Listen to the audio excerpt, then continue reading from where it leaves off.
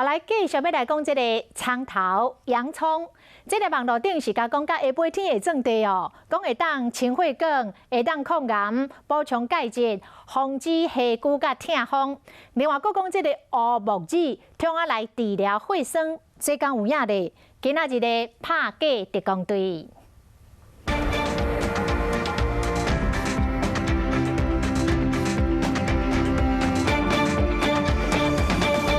有这样一种食物，不仅营养丰富，而且还具有提高免疫功能。是什么物件这神奇？有一个号称叫做血管的清道夫，降压和预防血栓形成，很好的预防和辅助治疗心脏病。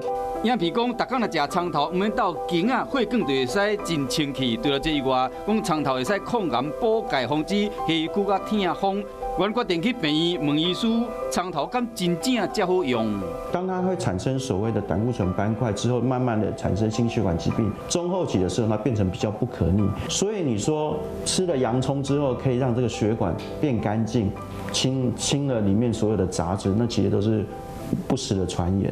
除了洋葱被宣称是血管清道夫之外，黑木耳也被说是呢，只要吃下去，心脏血管全部都通了。网络影片也被疯传。影片佫教大家要安怎料理乌木耳，讲会使化解旧年塌伫心脑血管的血管，有超过12万人看过，事实到底是啥物？ 那血栓的话，它其实是很多的原因造成的。黑木耳是不能治血栓的。